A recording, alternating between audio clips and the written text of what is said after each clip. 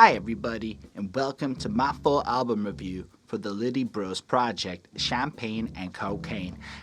This is the Headspace podcast. My name is Holden Stephan Roy, and this is the show where we break down the albums track by track of the hip-hop variety, usually the newer ones, giving thoughts and opinions on every single song. The kind of albums that we would discuss is something along the lines of the Littyyy Bros Champagne and Cocaine album. Actually, I'm not going to lie, this is a little bit out of scope for the kind of albums we would normally cover, but still, I wanted to talk about this project, and we'll get into that in just a quick minute. But, since this is my show, we doing the housekeeping bit. So I make music myself. I just dropped an album, links in description for that, and I got a little contest running for the MCs who want to do a little remix contest thing. Anyway, links in description, you can check that out. And if you dig what we do over here on this show and you think it's dope, anyway, Patreon down below, show some love, show some support. On that note, let's get into today's episode. Alright, so basically I like to start off every show describing why I chose to cover the album and my familiarity with each artist. And this time it's a bit of a story. So why am I doing this album? Well, it all starts off with Merkur Miyagi in Montreal, Quebec, Canada. So this dude runs the studio, and across the board, every single person I've talked to in the local scene who's worked with the guy has basically put him in God tier of local studios. Like, everybody loves working with him. From what I can tell, the prices are not insane. I've never asked. I have my own dude, so I never ask. Like, when you have your own guy, why bother? And then everybody loves his sound. He's really good at it. And to me, the dude is smart. Like, Merkur Miyagi, in my opinion, possibly dropped the best project of Montreal MCs I heard back in like January. It was just insightful, content on point, mixing and mastering and production. All the elements were there. It was a great album, in my opinion. You should check it out. It's called The Alchemist. Anyway, so he shares... So more than that, Merkur, like, he's relevant to this story. So I would never have reviewed this album if not for Mr. Merkur. And it's rambly. That's how this show goes. I'm a rambly dude. So basically, the man has, in my opinion, one of the most interesting Facebooks you're going to come across. Hot take after hot take, a little edgy, a little pushing buttons. But you know what? He lives a life where he has the skills, the reputation, and the work ethic to back up the grandiosity of what he says. You can't be kind of cocky unless you're able to like back it up, right? Because then it's just confidence, and then it's just dope if you can back it up. So Merkur can back up what he says, so he can post any kind of whatever he wants. But one thing I've never seen the man do is really share music. Even the people he works on. And he works on a lot of people, right? The guy is busy. The guy's a full schedule. And he never shares music, that I see at least. Which is fair enough. I suppose there might be a level of bias if you start sharing some of your clients' music and some of your other clients' music you don't share. So when he shared the music video, I think it's called Party Again or whatever it is. I'm sorry if I got your song name wrong. We're going to talk about it. But Party Instead, that's it. So when he shared the music video for that and said this shit was like a trip, he gave it like high praise. Like, it made you feel like being on a cocaine trip in New York, even though you're stuck up here or whatever he said. I was like, that's some like high praise coming from Merkur. Like, to me, that's the equivalent of the source giving a 5-star mic review to somebody back when it counted before Benzino. Like, that's the level of what that meant to me to see Merkur share that. So I click on the video, and he was right. That shit was a trip. I watched that shit, and it was like an experience, and there were some witty lines up in that caught me off guard, and I wasn't expecting it for the kind of track it was. We'll get into it when we review it, but it was just like my experience. So I'm like, yo, this is a vibe. Move ahead, I wasn't going to do much more than that. Let's be real. Often doing album reviews for channels that have very small subscriber accounts is often not in my best interest unless I have an ulterior motive. So guess what? I had an ulterior motive here. Well, first of all, Merkur's cool. So anything I can do to, give love to Montreal, which is a big move of this channel, is a win. So to me, this counts almost a bit like a Montreal project, this Littyyy Bros. I forgot to say it, but Merkur did the mixing and mastering on this album according to the credits, right? So that means that at least on an engineering, production value front, this album is in some way a Montreal project. Whether or not anyone else is going to agree with me, that doesn't matter. It got this reviewed here. It helped to make that happen. So it's a Montreal project, and I'm putting it on my Montreal artist. Well, maybe I won't put it on the artist playlist, but I feel like I should, because Merker is an artist in Montreal. He worked on the album, even if it's in a production sense. That's just what it is in my little opinion. Anyway, so then I'm peeping this dude Big Zoo's Instagram because he's dropped this track, The Butters, which is fire, and I was trying to find the links to that. And I'm peeping his Instagram because I started participating in this end of the week situation, and they're fucking fire. So I'm sitting on these Zoom calls, and I'm like, whoa, there's a lot of talent up in here. Because, yo, my access to New York's underground is like nothing, okay? I don't know anybody over there. So, anyway, I'm scrolling through, and I see this Littyyy Bros pack thing he's unboxing, and I'm like, wait a second, isn't that the same Littyyy Bros that like Merker was just sharing? Turns out it was in fact the same Littyyy Bros that Merker, and then I'm like, oh snap. So I start commenting on their YouTube videos. I'm like, I want to review y'all or whatever. I think your shit's dope. They asked for the review, which was fair because I was already gonna do it.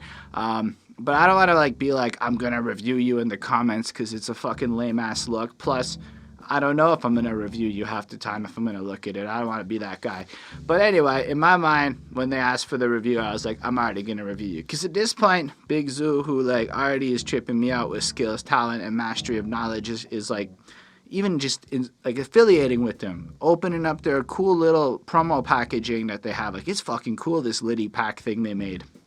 Yeah, they made this like promo pack, this like box, and you open it, there's like papers and there's all sorts of cool shit inside of it that really hype up the album and make it like more than just like a singular album release, which is crazy, right? Because if you were to just look on appearances at the amount of followers they have on Instagram, the amount of subscribers on YouTube, like I was secretly hoping Behind That Suit was going to win whatever their prize was when I checked their 100 subscribers prize on YouTube. And I'm not saying this to like belittle them. Their numbers are maybe not high because it seems like they just like started or whatever. But not that the MCs behind this are just started. I don't actually know. I'm hoping to interview them. We tentatively have an interview coming. Tentatively. And maybe they watch this and they're like, fuck this guy. We don't want to do it no more. I hope that's not the case, but whatever.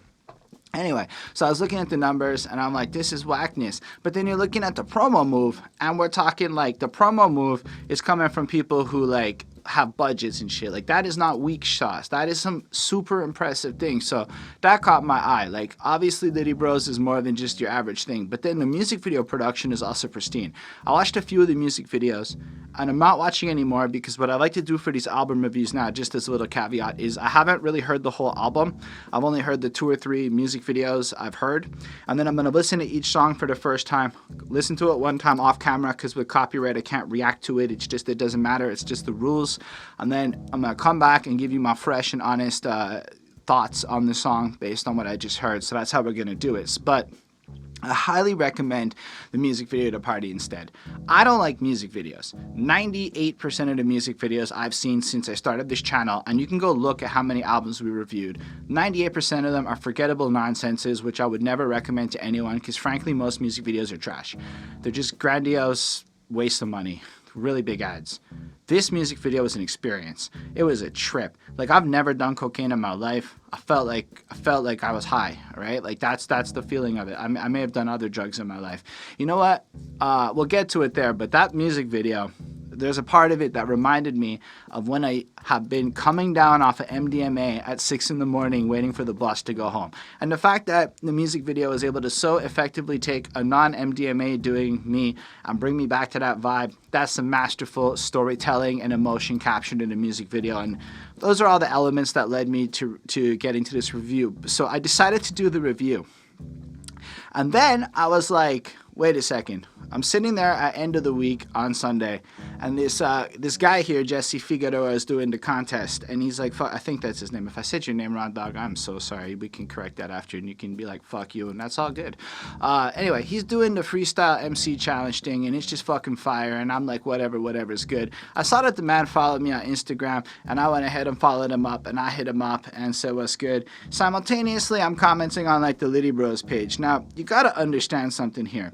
What I did not know at this time, and I only found out, I think with confirmation today when I saw a thumbnail in the video, and I'm like, no shit, that's the guy. Like, it started to click the last couple of days, but between Sunday and now, when I started looking at the Jesse guy's Instagram account, I'm like, that guy's face looks kind of fucking familiar. And then it didn't click right away, because when you look at the people in Littyyy Bros on mobile, on Instagram, Jesse's handle is blocked out. So all you see is champagne and cocaine, HSR, to which I'm like, whoa, what the fuck is this HSR business? As you can probably tell, I'm a little attached to the fucking letters of HSR, and as it was, I had to change it, my name, from being HSR as my main rap name, because I'm HSR, just like I'm HR. Everybody brings up HR. I'm fucking HR. I'm fucking HSR. Fuck anybody else that wants these names. I'm not, saying that to you for real. It's just my salty feelings when I saw hashtag HSR. I now know it's High Society Records. I now get that it's the label. I don't give a fuck. Unless y'all shit is older than 87, I got that HSR shit first, because, government names and all that stuff. I'm just playing, though. I hope y'all have a good sense of humor. Still, I saw that HSR, and I decided this is the shirt I'm wearing for this review, because, that shit caught me off guard, right? But then you see Flaco Bayo, which is fair. I was able to figure out which one he is. And then you saw an unclickable Poly Hustle. And unless you click see more, you don't actually see Jesse is God. So just a quick shout out for y'all. I didn't even realize the Jesse is God Instagram handle was in this group at first. So for me, for y'all watching this, it may be like, fuck, that was super obvious. It says it right there. But it doesn't just say it right there in the Insta. You have to click that see more, which wasn't intuitive. So I'm busy sitting there. I'm looking at the music video thumbnail. I'm staring at pictures because you don't want to be wrong. You don't want to be wrong about this shit if you're doing the review. So I'm stressing, and then I load up Instagram on the computer, and it's wider. You don't have the see more, and his name's fucking right there. And I'm like, no shit. But how crazy is that? I had no idea, right, that this Littyyy Bros has this Jesse Figueroa guy in there. And then simultaneously, just unrelated, the man is sitting there rapping in my face. And when you watch the guy rap, you're not getting into the connection of the sounds of this album. It blew my mind. All of it blew my mind. The whole universe is so connected and small. And how is it I decide to start participating in these Zoom call ciphers, and then that's somehow connected to Mercury Miyagi over there sharing some shit on Facebook? It's just, to me, that's fucking nuts, okay? So that's why I wanted to do this album review. I feel like I've been rambling for 10 minutes telling y'all my story, but that's what it is. If you are a savvy YouTuber, you hit see more in the description of my video and check the timestamps for when I got into it. But let's talk a bit about the album now. We're good. We understand why I'm reviewing it. It's called Champagne and Cocaine. To me, that means it's not an album where I'm supposed to be applying my lyrical miracle analysis cap. I should put that cap on over there and get my vibe cap on, which probably means the review's going to go quicker, because a lot of the time it's it's a vibe. What am I supposed to say? It's flossy. I don't know yet. I've heard a couple of songs. I've heard a couple of songs. That's why those were the choices I used to give my genericness for this part. So we'll go through each song and I'll let you know what I think. Weirdly, I couldn't find the lyrics on Genius, but when I googled lyrics to this song, some random ass website that seemed to be pulling the lyrics from each track from another site had them, and I could not tell you where the lyrics to this track are, but something is pulling them. So that was kind of pleasant to see that a bunch of them have lyrics available online. If they are on Genius, I don't know why I couldn't find them Googling it, but if they are not on Genius, add your lyrics to Genius, folks, because come on, that's how people like me cover your album quicker, because we don't have the time to transcribe your shit. It's not about listening. I'm just explaining. It's a matter of, you want me to quote you? I'm going to quote you wrong unless you put the lyrics up, because it adds hours to try to figure out bar by bar what everybody's saying and shit regardless. Anyway, that's just my petty. I couldn't find the lyrics easy rant that I give to all rappers that don't have their lyrics up, because it's what it is. Especially because the dude might watch it, so there's some serious advice. So just keep in mind, Mr. Figueroa, your name does not show up unless you hit see more in the Instagram thing, which is kind of sad, because honestly, it took me a minute to figure out that you were in the group. Even though you're on the cover, and it's so clearly your face once you figure it out on the cover, sitting behind that pile of cocaine. It just took a quick minute because of that one little detail. And I share this because my day job, corporate American me, is into user experience. And that is putting yourself into the psychology of a person consuming your product, in this case music, and the experience of trying to discover who you are. So I would maybe fuck around with the order of stuff so that all your members are there, especially because you have a clickable link. Anyway, moving on from that point, the cover is actually really great. It's this cartoonesque feel. I love the red. I love the way that you have, I believe, hold on. I'm not great with the names. This is like, I'm not like a professional fucking reviewer. This is meant to be like Holden time, like we just chilling. Basically, we have Flacco Bayou and Jesse sitting on the front of the cover. I'm not really sure who Pauly Hustle is or his role. And if he's on the cover, this is, so he doesn't have a clickable thing, but I love the way it looks. It looks like you're going to get a vibe. It looks like these are two dudes. Honestly, it reminds me of LMFAO, the cover. Like, the fun energy. Like, it looks like this is some shit where if I went to the crowd, it would be 80% women. And that makes me really want to go to the show, right? Like, it looks like a vibe. It looks like fun. It looks like cool, but it also looks like the dudes are going to be there because the dudes want to be these dudes, as opposed to like maybe some of the more flexy tough guy shit. You have this eloquence and flossing. Like, you look at these guys and you go, and this is just from the cover, right? I want to live that life because they're getting better girls than me because they're living this flossier shit. But it just looks fun. It doesn't look like Dan Bilzerian bullshit. It looks like fun. It looks like these guys entrenched in this world of music and chaos, and it's just there's always a bunch of cocaine and good vibes around. I don't know. And the champagne's classier, so it adds a class to it. And then they're wearing like suits and shit on the cover, so it's classier. I like the juxtaposition of the vibes. It's really cool. That's all I got to say about that. I mean, the title, I like to talk about the title too. I don't know. It's like generic in a way where it's meant to be generic. Like, it's telling you what the vibe is. It doesn't need to be more than it is. On that note, let's start off the album talking about the first track, Dat. Okay, so off the jump, I changed my mind about dudes wanting to listen to this. Dudes are going to want to listen to that. Because I know what it's like to want to go out. You want to feel a little bit fly. You want to go and find a couple little ladies that you're going to, you're dreaming a couple. You want to find a lady. Let's be humble dudes. We all know a lady's more attainable. And we want to go out there, but we want to feel like we can score 3. And that's what this track does. This track is that vibe. It's that vibe of when you're sitting there on a regular Monday or a Tuesday, whatever day of the week it is. You finished your work like corporate office pleb like I am, and you just want to go out there but feel like a boss. You want to feel like you're cooler than you are. And this track is the soundtrack to feeling cool. It's got this airy vibe in the production where it just hits. Lyrically, it's fine. I'm not going to go that deep into the bar-by-bar breakdown. It's the delivery that really hits me on this track. Every line oozes with this sense of confidence and just fucking brilliance. Flacco Bayou does the bars on this one, and you see him in the music video to this track just kind of like walking around his place looking dapper, fucking getting ready like he's about to go out for the night. Like, I feel like there might be a connection in the music videos. There might be a story element to it because he's going out. The next one has them in the middle of a party. I don't really know.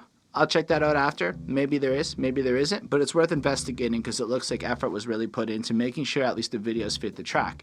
As in, this video makes sense with this song. It is your I'm getting ready to go out track. It is the song you wear to make sure that your outfit is on fleek enough to attract what you was trying to attract when you head out into the world.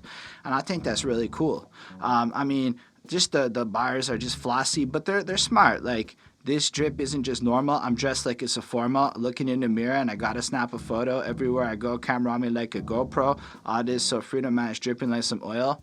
And it's not like complex. What am I gonna do? You guys all get it. It's all straight up what it is.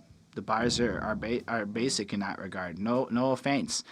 But they're not bad. They're exactly what this song needs. A younger me used to be like, lyrical miracle, bibbity bobbity, that's the only good shit in the world. And if you ain't dropping complex, nah. This shit's a vibe. That shit when I want to go out and I'm putting on my shit, I'll be like, I don't say the word, right? Like, I'll never say that word. But I'll be like, I use cracker, so I'd be like, that cracker, and I just like fucking vibe to it. I just fucking roll with it, and I fucking just be spitting along to it. I put this on the headphones when I'm on the metro or the subway, because I'm in Montreal, so we call the subway a metro. When I'm on the metro, head into my vibe, feeling it when I'm trying to get my head there. And I think this track just really, really fucking hits it. I don't know. There's not much else I can really say to it. I do like the line where it's like, fuck, I'm blessing you. It's a christening. I thought that was clever. That's about all I got to say about this shit. It's a vibe. This isn't necessarily hard. It's not simple for me to convey to you how well the package of this track is put together. So shut up, Merker, because I know you played a part in making that package sound so swell on all devices. Anyhow, 4.5 on 5. I think it's a really amazing track in the nature of what it is, because most often you hear stuff like this and honestly, the rapper doesn't sell it with the confidence, the acting, the dramatic side of it. I truly believe that Flaco Bayo believes he is the shit, and because he believes he's a handsome dude that looks great and lives great, it makes me feel like I am, and that is an important thing, even if it's not true. Even if he lives in some bummy-ass cockroach-infested thing and he never dresses like this outside the video, I'm not saying that's the case.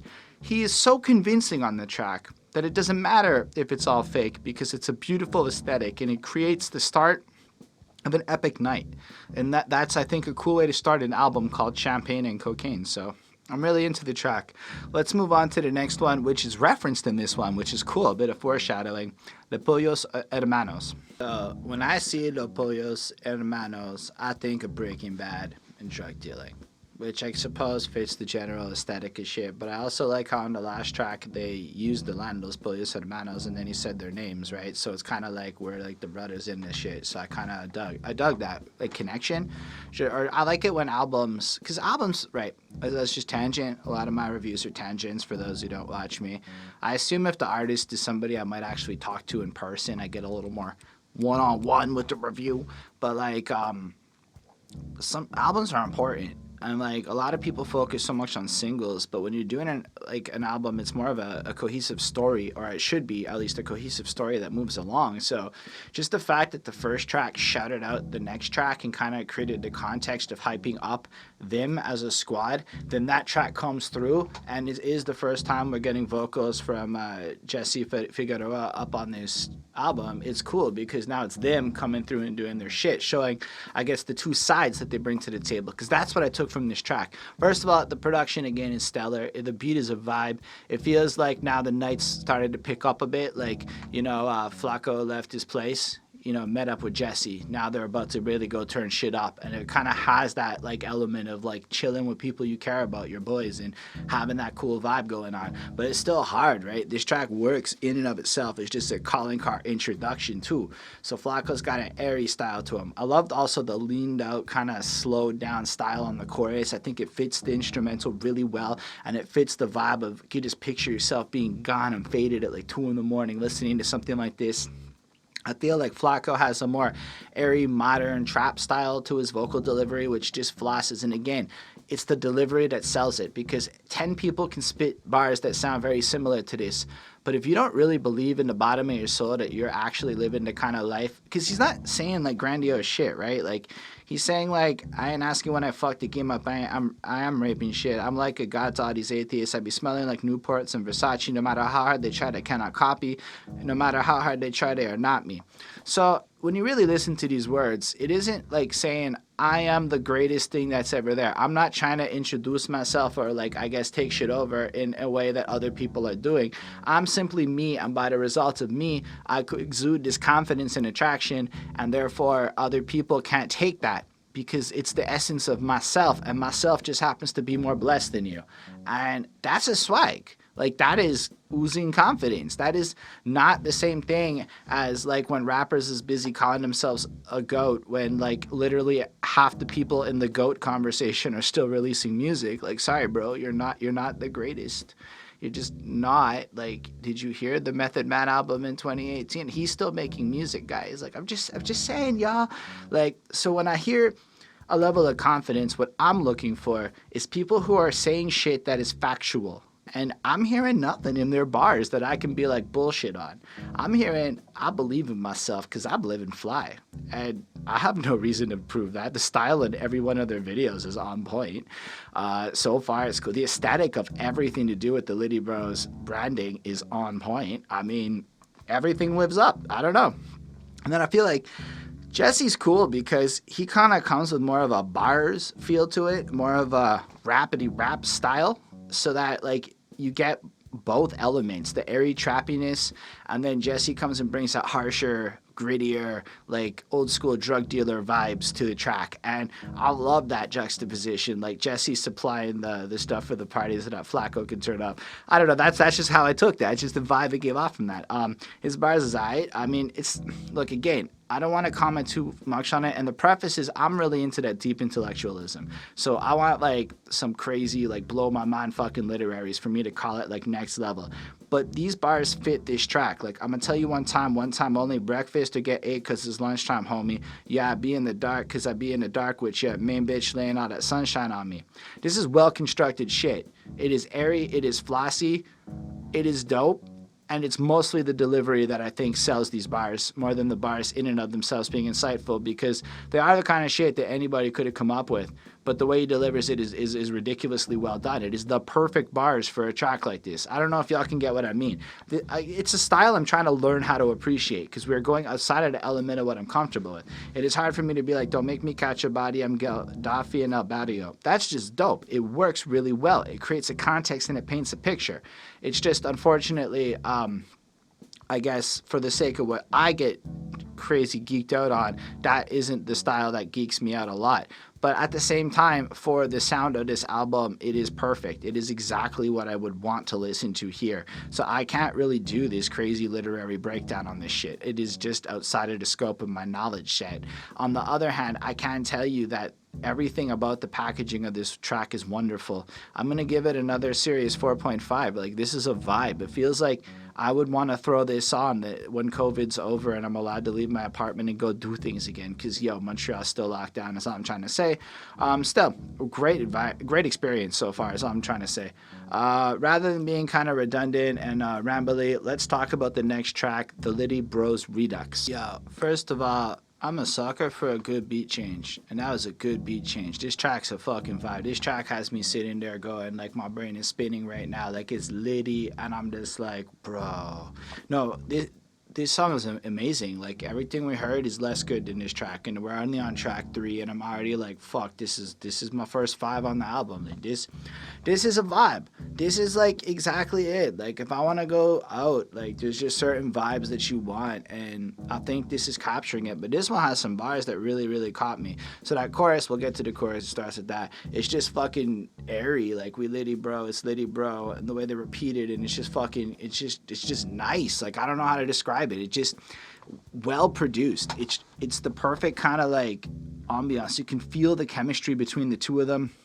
When I closed my eyes listening to this, I pictured the live show, and I realized this is an album. I want to see this album perform live, A to Z. Y'all better come to Montreal and let me know so I can come check this shit out and do it, because chances of me going to New York anytime soon isn't high. But if y'all end up in Montreal, fuck, I want to see this, because it's just crazy. I picture the lights, the smoke and everything, and just the way this track would play out. And it was a beautiful presentation in my mind, picturing y'all performing live to a show I've never been to. But there were some good bars on this, I liked when he was like, even out of town, I still be on my city shit. I'm feeling so oxymoronic while she give me brain. I tell her she's an idiot.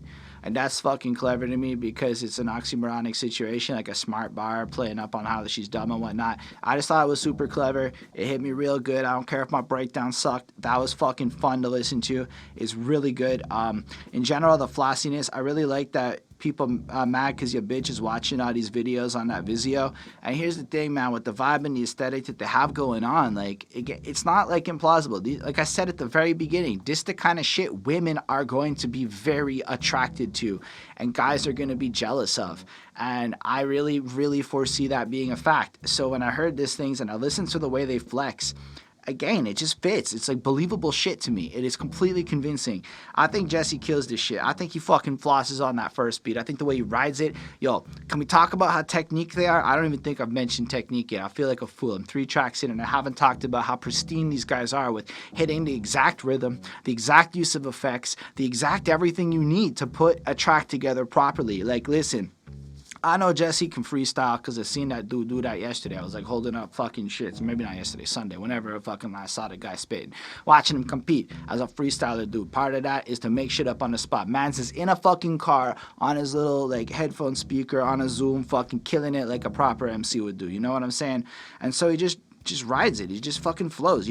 Every bar is, then it just flows into this like half chorus, half thing at the end where it's like, you know, it just repeats itself, you know, where it's like, you know, Figaro, he a Littyyy bro, Flacco, you a Bayo, you a Littyyy bro, put two fingers where the kitty go. It's a vibe. It's just fucking proper.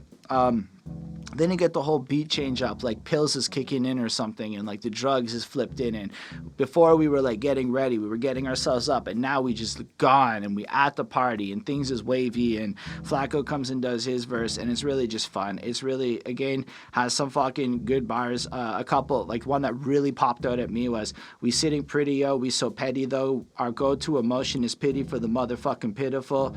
And then chitty chitty bang bang, it's a pity, yo. Hit him with the rat-ta-ta-ta, bitty bitty bitty, yo. I thought that was cool because of the way he played on the fact that they're almost like petty in a sense, because they're so cocky with it. They're so on their point that other people's pitiful nature makes them feel petty. Like, it's fucking, like, that is a little bit what it feels like when you're winning and you're listening to losers kind of act in a certain way, and it makes you feel almost petty towards them. Like, fuck out of here with your nonsense. I like this shit. To me, it all fit it. Like, even down to when he's mentioning flan. Like, flan, that's some high class shit. That isn't some poor people food, you know what I'm saying? This track's a 5. I love the experience of it. I really, really do. So I hope y'all kept watching and saw me like elate when it gets to this. Keep in mind, for me, this is just a bit of a live reaction. I didn't have a lot of chance to think about what I'm saying ahead of time. I didn't want to do it like that. I'm really enjoying this experience of hearing the tracks and letting you know in real time what I feel. Let's check out the title track, Champagne and Cocaine. So for this one, again, we got this beat that progresses and evolves and kind of builds up as the track goes along. So first of all, I think that's part of what is really attracting me to the Littyyy Boys, is that they understand that songs are experiences. It's one thing to just have a bunch of bars, right? But a million motherfucking rappers can rap for days and say all the things that they want. But how many people can really create vibes on every single track where, you know, this really could just be the one album you need to throw on to get yourself ready to turn up for the entire fucking night, because every single track is following along progressively. So now, what I mean by progressively is this feels like it's stacked onto the last one. Like, we've gotten the introductions, we're getting ready to go out, the main theme of the night's been set, and now we're getting into it, you know? Like, we have Jesse kind of fucking these chicks and being, like, so hardcore with it, being so next level with it, whereas you may be able to be in that world. Even you maybe do a little bump here and there, but Jesse's going so into it that he's basically pushing his deathbed with the intensity, and this is what attracts the females. This is what it is about them. They're so extra with it that they are the fantasy that you only wish you could be. I love when he, as far as rhymes go, I love when he goes, got me spilling my drink, shorty keep begging for lines, I told her to chill, can't think, because, you know, she wants lines and he's a rapper, and he can't even figure it out. Figured out she ain't talking about rhymes, and I'm like, oh fuck. And then he follows it with it, champagne, cocaine, which is good album branding, because again, it ties it back into the main theme of the album you're listening to, letting you know this is meant to be a project that you put on. At least that's what I'm taking, and it's an experience. It's layered in the sense of it's not just one song, but if you were to just put any one of these tracks on and bump it, it also works for the experiences of them being self-contained little turn-up vibes. And I think being able to pull off both at a song-by-song level this effect while simultaneously carrying it across the album so far is truly impressive, and it's really dope. I'm really into this project. I love the way the chorus flows through. It is like, we're getting to a point where I don't know what else I can really add to it. It's in the same kind of vibe to it. I do like when Flacco Bayo tucks in, because I feel like they tuck in a couple little political bars and shit here, like Malcolm posed with a sawed-off shorty, because Malcolm had that picture there with the shotgun, I believe it was, when he's like looking out the window, and so you got that revolutionary spirit to it as well. And I think that's dope, that they're not just like guys going out there to party. There is a sense of we stand for something. We have like this whole vibe to it. We're at least educated and informed enough to know what the fuck the Malcolm pose is. So I thought that was really cool to just tuck these things in so that people can have something to go look up after, should they so choose, and actually get to a level of consciousness and enlightenment in the middle of tracks about, you know, partying off of cocaine and shit. One more thing that really delighted me, and it's just because of who I am. I'm the kind of dude that, like, I don't know, I'll just add the letter Y to stuff. So, like, I would say sniffy sniff. I would do that. So all the ad libs with the sniffy sniff and the drippy drip and the choppy chop, like that just felt like my mannerisms as a person and how I sillify things. I don't know if sillify is a word, make it more silly. So I thought that was really enjoyable too. And just the goofy ad libs give off this dad vibe confidence where like they know that it's a little ridiculous, but also the whole lifestyle being presented here is very ridiculous. So who cares about being serious? We're doing some sniffy sniffs and some drippy drips, so may as well call it that because it is all what it is. It's all a vibe. I'm going to go ahead and give this another 4.5. Like, I'm not dick riding.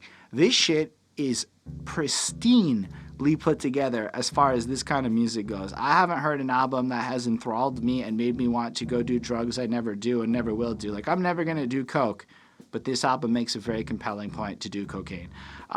Anyway, the next track is called Drippin Sofrito.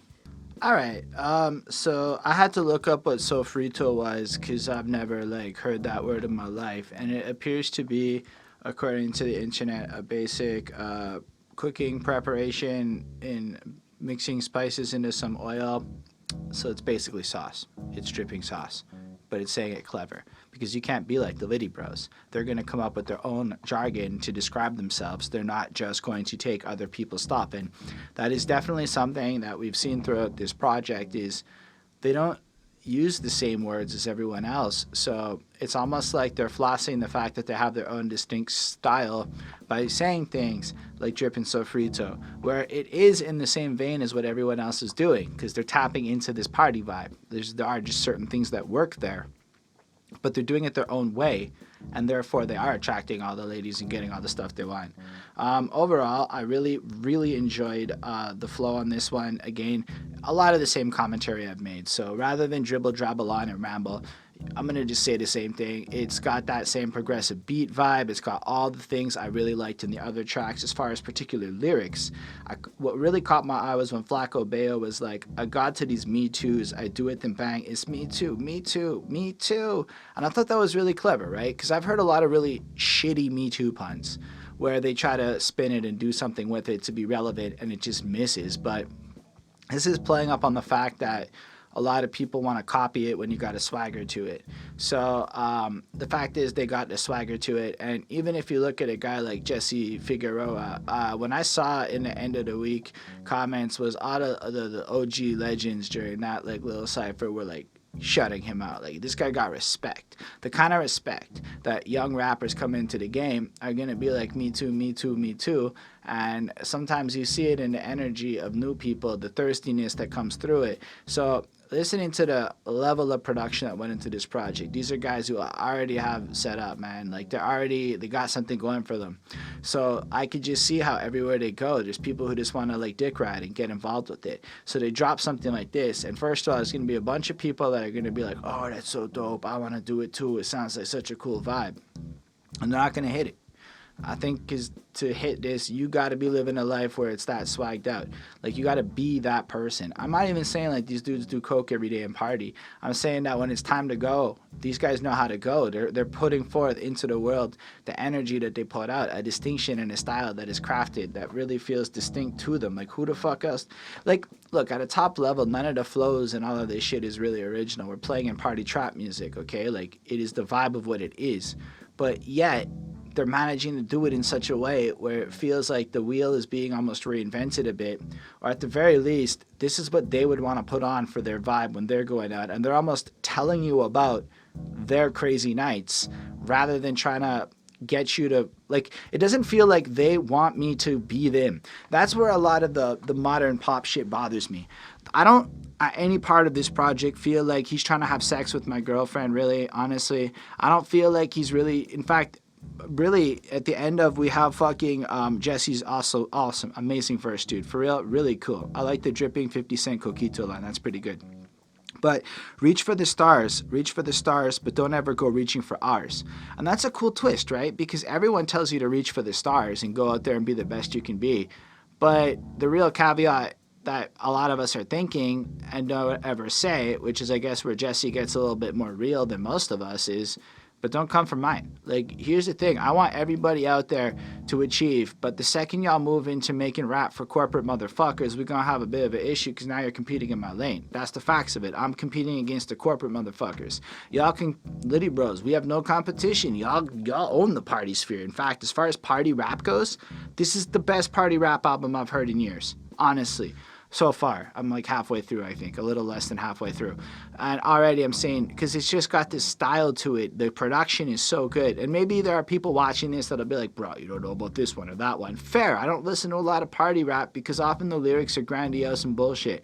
These guys sound cool. Like, I want to go party with them, and that's a great vibe. I don't have a lot more to say about this one. There's a lot of Spanish vibes, a lot of vibes that, like, swag, slangy shit, the kind of stuff. But when I try to break it down, I look stupid, so I'm not going to. I'm just going to leave it at, I really enjoyed it. I enjoyed it a bit less than the other ones, so it's only going to get a 4.25 from me, but it's better than the average good song out there. That we're going to move on to, Party Instead. Yo, so I'm not gonna lie, I'm sitting there listening to this album version, and then it just like cuts, and I'm like, wait a second, doesn't the song go absolutely ape shit at some point and explode from a production point of view? So I went and put up the music video, and yo, it's not often that you watch a music video and get like rewarded with something dope in it. Like, usually music videos are a lot longer because there's stupid ass fucking movie scenes and crap I don't give a crap about. I mean, I know some of y'all like that. I fucking hate it. Just play the damn song and move on. This was a great music video, and I think this track is dope. This track is definitely the first one I heard that got me entranced in the group in the first place and had me going, oh, there's a style to that. So you're listening to it, and just the rough start to it, the pop, pop, pop, pop, champagne, chop, chop, chop. Like, it's rough, it's harsh, because in a sense, what you're doing to your body as you're going on these adventures is a rough and intense experience. It isn't, like, smooth, as in you might experience with, like, other shit. Like, you smoke a blunt, that's a smooth experience. You fucking do some fucking hard liquor and chop up some blow and shit, it's rough, and I like that. It hits so hard, and then this beat just kind of builds up as the track goes, and then it just kind of like is this progressive explosion of like the drugs kicking in and shit. And then in the music video at the end of the track, it's like the night has moved on and everything gets wavy, and it just repeats the chorus over and over again, and more effects and just this elevated experience where by the time you're done with the music video and the way the track is done, it's like you went out for the night and went through the whole rush of emotions that comes with getting fucked up for a night. And I think that very few songs have captured that energy as well as this song did. And if I were to recommend one to sell people on this album, it would, so far at least, be Party Instead. This track is amazing, straight up. So a lot of it is the back and forth between the two of them. I'm a sucker for a back and forth. So when dudes is going and just cutting each other off, it just has a cool effect. It feels like they were really in the lab together. They really like got a chemistry, and it just exudes on this one. Overall, they just kind of talk about how riled up they get. But then at one point, you get some of the craziest bars that really just stood out to me. So Flacco's like, bro, my cocaine's so white, it was really polite. I was like, oh, that's fair. Because, I have my own, like, pet peeves about the idea of middle-class white politeness, which is often a bunch of people lying to each other for the sake of their feelings. But the idiom is a good friend makes a good mirror. So truth would be the way of showing respect as a homie and a friend, somebody that could be honest with each other. So everything about being polite is kind of whack, and in a sense leads to maybe some of the bigger systemic issues, in my opinion. And I could really go on about that for an hour, but that's not the point. That bar really resonated with me, is all I'm trying to say.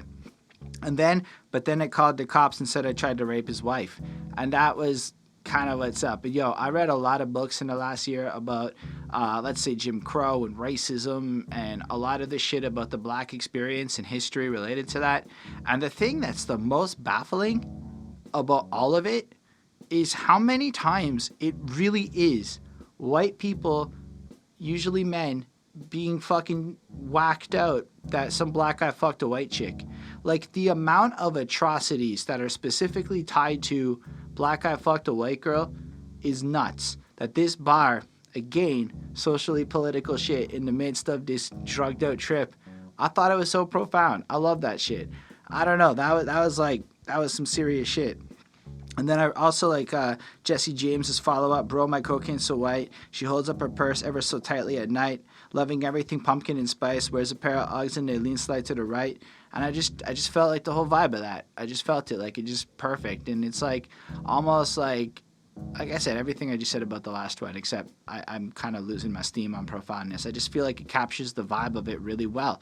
And it just added an extra something to the track before you trip out. Hey, yo, bro, I feel crazy. Hold up. Everything's moving slower. And then shit almost elevates at that point. So it's like you're tripping. You're looking around almost the world that you're in. You're seeing some crazy observations. And then the drugs slap and you forget about all of your problems. That's pretty metaphorical is all I'm trying to say. This shit's a 5 on 5. I've heard it now like 3-4 times, and every time I hear the song I like it more, but I like the music video version just a little bit better is all I'm trying to say. Anyway, next track on the album is Getting Money. I like when Jesse really gets in on the rapping. I think that's really dope. I am also more of a fan of the rapping, and I'll be honest with y'all, I love the vibes of this album. At this part of it, like the beats and shit, while consistent and stuff, there's a bit of a sameness that's happening to me as I'm going through it. So it's harder to stay interested, but it's also not like a party vibe for me. I'm in the evening in a regular day and I'm not fucked up. Therefore, I want to just point out my mind state matters, because in a different mind, this is the anthem. Like, let's say I was lit right now. This is the anthem. I'm not lit. I thought about being lit, but it was my birthday yesterday, and I woke up really fucking late, and my body would probably hate me because I was gonna put some weed butter on some toast and let it kick in during the review. But like, here's the thing. I'm taking a break today. That's all I'm trying to say. But I love when Jesse did this bar, and the reason I love it so much is because I think it's very important to show humility and to shout out the legends, the people who paved the way and gave us all influence in hip-hop, because it's a moving story in a sense to me. So I watch for that. And when Jesse said, the far side should keep passing me by, my heart was sold a little bit. Like, he stole my heart is what I'm trying to say. That is a good bar, because first of all, The Far Side is amazing, and those first 2 albums are brilliant. It's one of the best hip-hop metaphor songs ever is that wedding track off of, I think, the first Far Side album, where through the 4 verses, they basically tell the story of hip-hop to date, and it's so clever. So, like, the fact that Jesse's showing that he knows the Far Side and letting y'all know to go bump that shit, and that that's even an influence in some way, is big respects, and I'm all about that. This track is cool because it actually has like a topic that is a little bit like different than the other ones. Now, I love a good flossiness, but as a reviewer, you kind of like the topics because it gives you shit to talk about. This is kind of looking at the people who criticize people who go out there and get their money is what I took. So she had this, she had that, she a hoe. She's about her responses, but I'm getting money though. And however the guy does his things to go out there, money, he a clout chaser, he doing whatever, he's getting money though. Why do you guys think I'm doing fucking album reviews? Maybe it doesn't show the stats yet, but yo, there are people who would never have talked to me except for the fact that I'm doing album reviews. Say what you will about what I'm doing in my life. I'm trying to go out there and get that money though. Hey. So I love the fact that this track is almost like haters are gonna find whatever the fuck they're gonna say to go out there and get their money, no matter what it is. And I like how he focuses at the beginning about all the different things that people say about women. She a stripper, she a hoe, she suck dick. I'll add to it. She does OnlyFans. Well, let me tell you something. If that chick's pulling 2 G's a month off of OnlyFans, 3 G's a month off of OnlyFans, and all she had to do is show some titties, get a little half naked, put in 10 hours of work to pull that kind of money, like y'all aren't thinking correct, dog. The way I see it, like, there are things you don't do based on integrity of your own self. Fine. We all have our limits. Like, I'm not going to be up here promoting snitchery or anything like that, but if what you're doing don't hurt anybody else, I don't see the issue on how you're going to judge it. Let people go out there and live their lives and make their cheddar. That's my point of view on it. But a lot of people are slut-shaming, especially when people do things to make money that they have not yet thought of. So often, the criticisms is just haterade. Like, the people who criticize women who suck dick for cash are the women who aren't willing to suck dick for cash, so they're jealous that these other ladies have a cheat code where they're willing to do it. Nah, these are just people doing their shit. I love the general sense of, if you're not about that money, you're not trying to make that grind, you're whatever, don't come talk to me. And I think that's an interesting attitude, because a younger me would have like written it off as capitalistic nonsense. But now that I'm on the grind and I'm in the midst of trying to make moves, and you realize that there are just attitudes that are garbage, Like, here's an example. People who are too busy complaining about how other people are making success in their life to actually go out there and make success in their own life, to, you know, like that just, there's nothing to build there. Whereas you listen to these two dudes, and they have a great style that they're putting out into the world, but they're also focused on building. So they don't give a shit what you're doing. And they have a kind of attitude where it's like, I almost want to fuck with that shit. Can I just also say, Get It Shaken, Fuck the Parkinsons is a great bar also, Jesse. I really enjoyed that one. It was really cool. I like the sense of it. I just like the idea of what this track puts out into the world. I think from a conceptual point of view, it's one of the strongest ones that we've heard.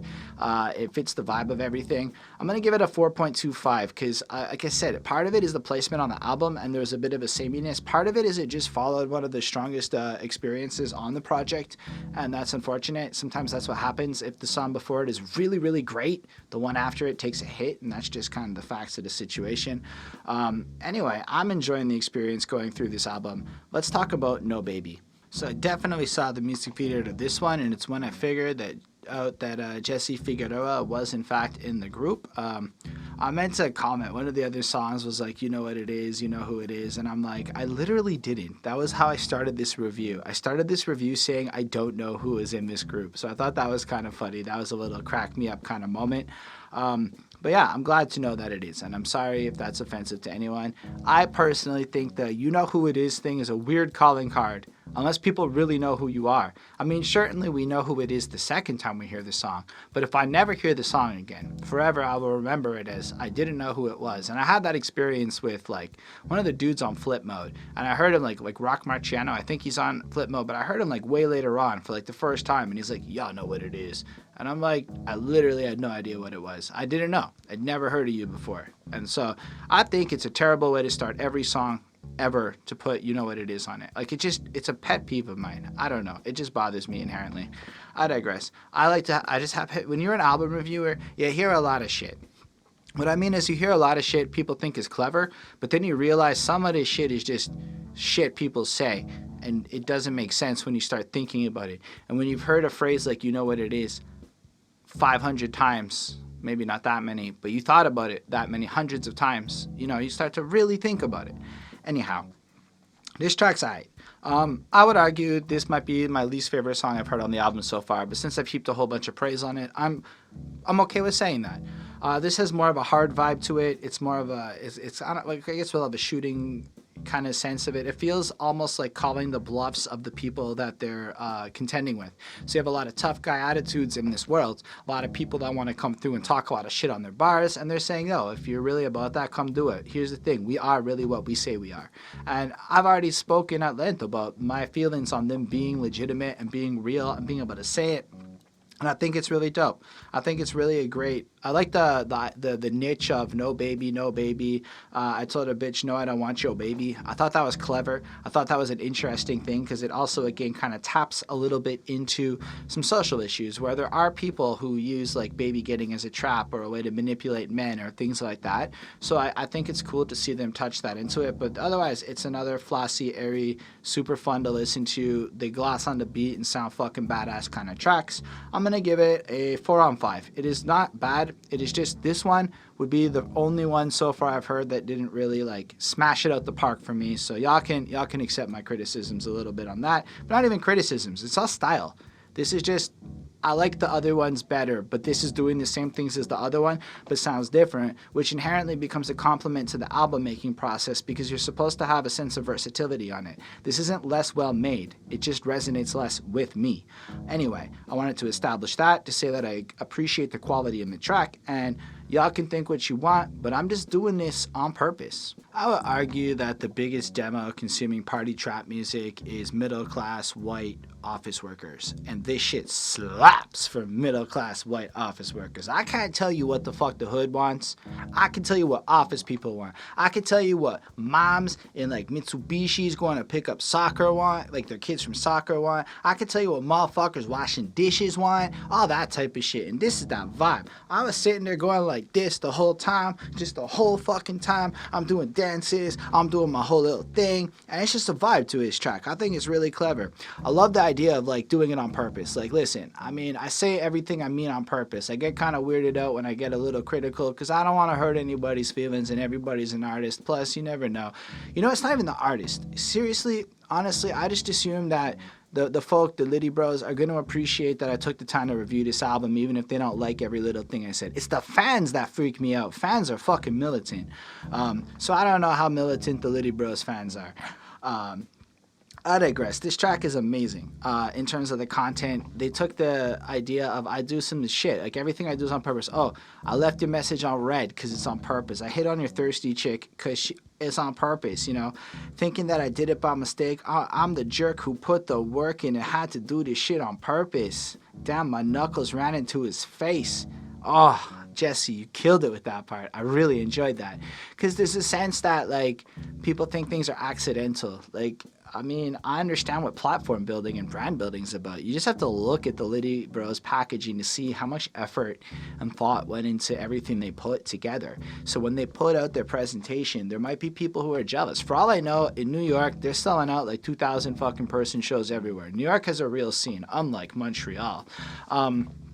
Sorry for Montreal rappers. It's just sometimes when I think about the scene, it gets me a little like stressed.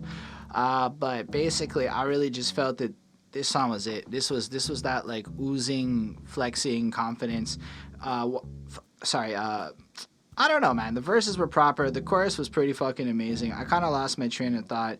I feel like everything about people being kind of butthurt about your success was prevalent here, and then they wanted the level of like pettiness that kind of went into it, like the way they described it, both in the grand sense that this entire image, everything that we have, our success is the result of our work. Nothing about this is luck, but also that shit that you find that we did that you didn't like, well, that was also on purpose too. Like both those things being put forward in the same song was really cool.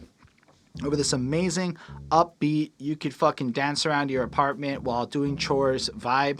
Yo, this album would be great to do chores to. Let's forget the cocaine and partying for a second. There is a market in moms doing chores. Did you realize that whoever's dancing into this in the club today is really just doing chores to this later on? This is an epiphany I had recently. All the club bangers is moms doing chore music.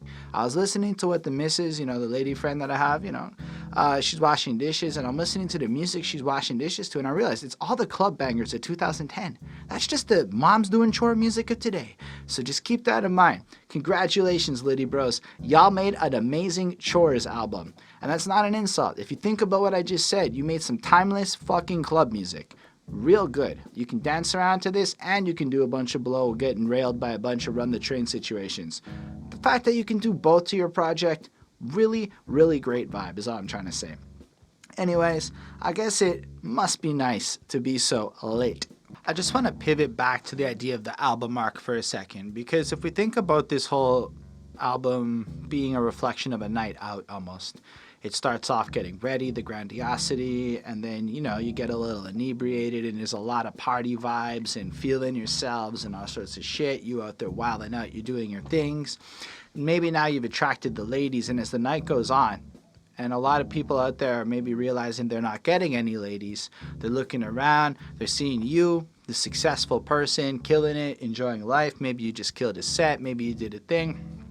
And all these people who are not winning in their inebriated states kind of start getting saltier, and then the tone starts getting a little bit heavier. And I've noticed the last couple of tracks have kind of gone a little in that direction, with, looking around at, almost in defense against people jealous of their success, which has been a prevalent theme, but it really culminates here. The darker, heavier tones, even the song is less airy. Everybody's like rapping on this one, like from a sonic perspective, and it really feels we have moved into a point where somebody's fucking with your high almost, like you're coming down a bit, the fun times is over, and you're just kind of irritated, but you have a lot to still prove because motherfuckers are still questioning you. And I really enjoyed that. My favorite part of this song is definitely at the end when Jesse's like, they don't want to see you do good. Every time I turn around, they get to shitting on your campaign. If you ain't serving them a glass, wishing that he pissed all up in your champagne. And I just thought that was cool. I really thought it was like, there's some fairness to it. Like, I haven't reached the level of success yet where most people I know feel that way. But let's say there are people I used to be poor with, like when I was really in my ghetto era and I wasn't trying to live right kind of ways. Let's say some of the hooligans of my past who met a less successful version of me. And just the fact that I had the confidence to know who I am and where I'm going, and whatever you want to say about my brand, there's a reason I keep doing this. I know who I am with it. I love the format and the way I do this. I would watch my show. That's why I make this show. Like that level of like, I'm gonna do what I think makes sense kind of confidence to the moves you make really freaks people out regardless of the level of success it has, because they know that 10 years from now, I'm gonna still be me being me. And they're not really sure who they are. And I guess I can empathize with what they're going through on that front as I step into my own as a human being. And so this anthem taps into the super confident person I am. And I don't know if that sounds weird, but I feel like at least Flacco and Jesse might get where I'm coming from on this. I love the chorus. Yeah, it must be life. Looking at these haters like it must be nice. Bitches get to asking all the questions to trying to figure out what it's like. And that's an interesting point to me because it's like almost it must be nice, at least what I took from it, to like be so not stressed in your world that you have the time to be preoccupied with all of my bullshit. Like, yo, from the minute I wake up to the day I fucking like go to bed, all day long I have a fucking checklist of stuff to do. I'm fucking trying to work it out, trying to plot what comes next. I have this list of people I need to interview, including the Littyyy Bros, because yo, we gotta talk. I would love to learn more about y'all for real. Like it's just nonstop. And I don't have time to be jealous. I'm happy the Littyyy Bros is fucking banging. It gave me something cool to do to listen to this album. That's all I'm trying to say. I love the feel of this. I like the change in it. The only thing I would take grievance with is that HSR thing. I'm kidding, guys. I respect High Society Records. It's actually a fucking cool twist on HSR I never would have come up with. But other than that, this track is pretty great. I'm going to throw ahead a 4.35 on it. It adds some versatility to the album, and it's good. I also like the part where, again, it adds in some political themes, the fuck the cops, and again, letting you know that as much as they're the Littyyy Bros, they're actually serious about shit. And if you do listen to the albums, there's a couple of cool ideas tucked in, like, I don't know, stay focused on getting your grind up, stack your wealth, worry about yourself. That's what we did, and look at you being jealous of us. So it's a little buried compared to some other albums, but this does have a degree of self-helpness to the Littyyy Bros style that I really appreciate. I believe, according to what I saw on their Facebook cover art, the next track is the last song on the album proper. So let's talk about La Mantra. Damn, I'm gonna just call it the album closer, right? Because the other two are bonus tracks, and this is like the end of the story as far as my story album arc goes. And like I was saying, at the end of a night, this is the most sober sounding song, right? So it starts off like I'm heading out, I'm about to get lit, drug trip happens, and then you get the come down and the tone gets darker and more serious, almost like now that the night's over and everything's back to reality, we can talk about the real things we were just trying to escape with the champagne and cocaine escapades. And I believe, spoilers, that's the metaphor I think that they were trying to go for with the album, or at least that's something they were trying to convey with it. I might be wrong. I think that was really cool. I like the little movie. There's an excerpt from the movie Shot Caller that's there. It's your turn, blah, blah, blah, kind of describing, I don't know what the movie's from, but it's describing the setup of, you know, your role in the world that you're in. And I like how it kind of ends with another excerpt from the movie where it's describing how the environment that you're in forces you to become either a warrior or a victim. And once you've chosen to become a warrior, it's up to you to decide to keep remaining a warrior. Like, it's not like it's you become a warrior and that's it. You're forced to live this path for the rest of your life, which makes me think of Paulo Coelho and the Warriors of the Light, and just what I take from that. Like, yes, you can be in the worst environments, but you choose the path that you're gonna walk. And I think that we've gotten a good example that even though the Littyyy boys know how to get litty with it, they're also pretty fucking serious. I like Flacco Bale's bars when he's like, shoot it like a camera. I said shoot it like a cannon. Get it? Because cannon's a camera. And I'm saying it because I've heard people make cannon camera bars a lot, but I've never heard it quite like that. So props to that. But I really like it a little bit over. I GoPro, another camera bar. Anyway, then I stab them. They got Malcolm X, they got MLK, they got Biggie, Tupac, and JFK, which are all basically civil activist leader types. Well, I don't know if Biggie's a civil activist, but Biggie was still, noteworthy. What make you think you can't? Is Biggie an activist? I never even once thought about that. Everybody else on that list for sure, but did Biggie do activism shit, or is it just tragic? Or because I know about the whole police incident, and I've looked into the whole corruption of the how the cops did him, or is that the issue, that the police clipped these people, or that there were conspiracies attached to it? You know what? I'm gonna just stop speculating and just let you know what my brain went with it when I heard those bars. Anyway, I really enjoyed it. I like how hard he is now, because if you also think about it, you're kind of irritable at the end of a night of champagne and cocaine. I mean, I've never done coke, but I have been around people on the come down after doing coke, and holy fuck do I not like being around people who do coke at the end of the night. They're awful. They're awful to be around if you're also not in that state of mind, because you just don't get it and they become mean. Anyway, I like when Jesse's like, set out at Drippin, you'd been doing starting to dry up. That was just cool, because a lot of people talk a lot of shit, but it turns out it's all floaty. It's not real. It's not what it is. And he's like, yo, I thought I told you that I'm sitting high up. They ask him why. I'm looking back like, why what? Like, it's a good question. Why would you be questioning why I want to aim for the top? Like, that's what I love about these guys. They've just such a fucking swagger to what they do. It makes me believe them, and it makes me want to talk to them. It makes me think they're fucking legitimate. And knowing that Figueroa can just fucking spit, because I watched him do this freestyling shit a couple of days ago, adds to the whole experience. Because I didn't know he was him. Like, I didn't even know that I was going to be talking about him. I'm just watching the guy in his car fucking spitting, and everybody's bigging him up and shit. And now this? Oh my gosh. What a trip. This is a cool way to close with the project. I'm giving it a 4.5 on 5. Let's move on to the first bonus track, 2-piece part 2, I think, whatever. This is another track where I think the production is super stellar, like the way it progresses over the track. Like I think at the end of Flaco Beo's first verse, you start hearing the hi-hats pick in and the beat just starts to evolve and change up and progresses into this thing where at the end it's almost symphonic in the way that the beat's evolving. You can, again, picture the live show, picture the lights, picture everyone moshing as they're just doing this chorus over and over again, and the whole room is just turning up to that beat, getting lit. I really like it. I really think it's a stellar composition, and I think that's where they stand out more than everything else, is the ability to make amazing sounding songs rather than worrying about any of the one elements. Just the whole package is just perfect. Plus, I think it's even clever. Like, hit your breast, hit your wing, that's a 2-piece. Hit your leg, hit your thigh, that's a 2-piece. Because, that's what a 2-piece would be if you were getting chicken. I think one of the funniest parts on this is when Jesse at one point goes, the 2-piece, hit him with a 2-piece is enough for everybody. I ain't too cheap. And because the 2-piece is the cheap meal, right? So I like how he flips that up, but everybody can have one because he's not actually cheap. That cracked me up. I thought it was pretty funny. Otherwise, we're getting a bit more of that tough guy grandiosity. They're fly with it. They handle their shit. I don't know. It just feels tough. It feels like a tough song. And I kind of like the fact that it's a bonus track. Because, I feel like there were not too many of these tough guy songs would have changed that story I told on that album. And so I feel like it's a good track to have because it's dope. But it's as good as any of the other tough guy tracks on it. But still, now that the party's done, this is the follow-up, This is the vengeance point, I guess. I thought it was a good vibe.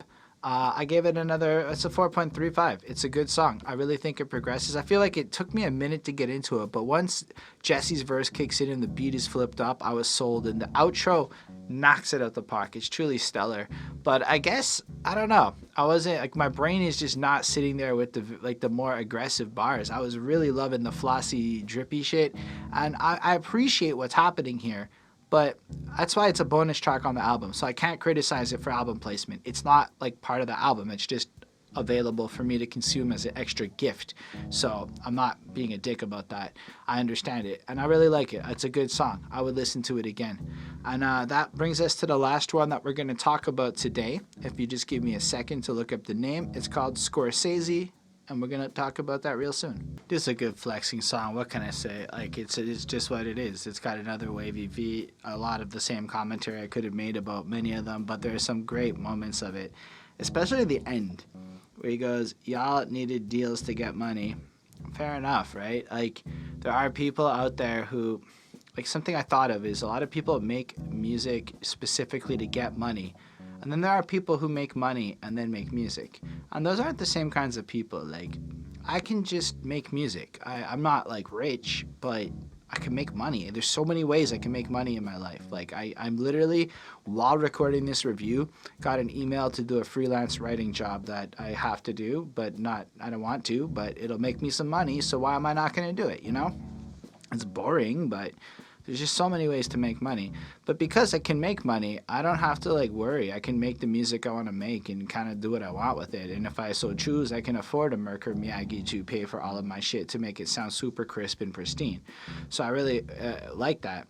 Then there's y'all needed to be signed to get pussy. And I'm like, big facts. That's another group of people who needed to go ahead and do something like become a rapper to get girls. Does being a rapper help? Yeah, there are totally moments where I only got looked at because I got off the stage. But then there's the part where I got laid long before I'm a rapper, and it only helps, not like does the work for me. Like, yo, I resonated with that shit. There is a difference in the caliber.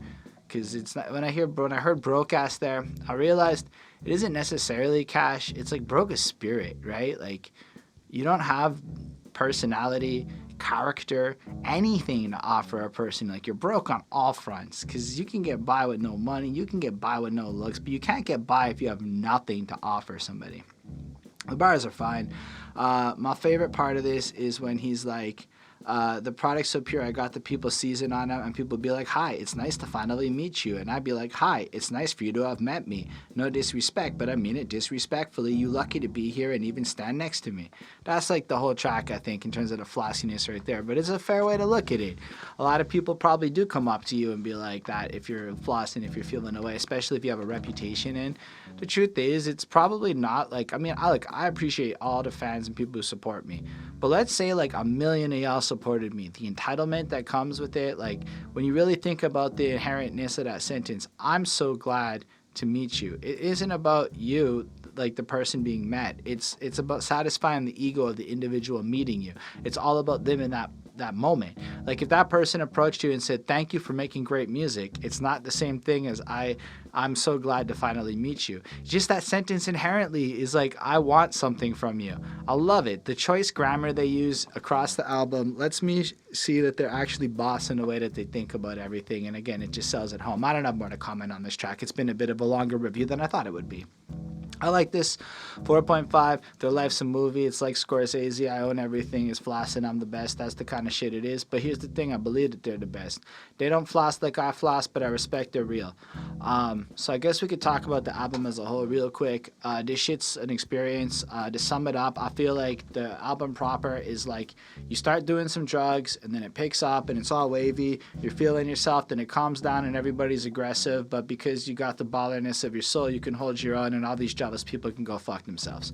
The production is stellar. It taps into that EDM vibes, the party vibes. Like these sounds like people who do drugs at 3 a.m. and put that some hip hop on top of that, adding in some trap elements, and it fuses everything together to create this great experience of my new anthem for if I ever want to go turn up again. But I'm 33 now and I don't like partying, so I'm probably not going to turn up, but when I want to fake it and make doing chores in my apartment feel like turning up, this is the album. Y'all wrote a grown person doing chores album, in my opinion, because I'm too old to fucking go do that other shit. I'm not trying to live no fantasy life. I'm trying to do that grind in a different way, but I really think this album is today's club music and tomorrow's chores music a la Max, and it's the best compliment I can possibly give it. So that's what it is. Thank y'all for checking it. I recommend this for real if you want to turn up and have a good time. I really do. It's truly spectacularly put together. Big ups Merkur Miyagi for the excellent job mixing and mastering it and putting some Montreal love into this project. And yo, let me know what y'all think of this review in the comments. Let me know what you thought of the album. Like the video if you liked it. Subscribe to the channel for more content. Special thanks to the patrons. Ismail Gadamsi, Chris Prada, Jonathan Barnes, Legion Black, Hurricane, Linda Williams, and Scribble. They're dope. They support what we do. You can be dope like them. Support what we do by clicking on the links below. I make music myself. You can check that out. Let me know what you think and all that good stuff. And live long and prosper, everyone.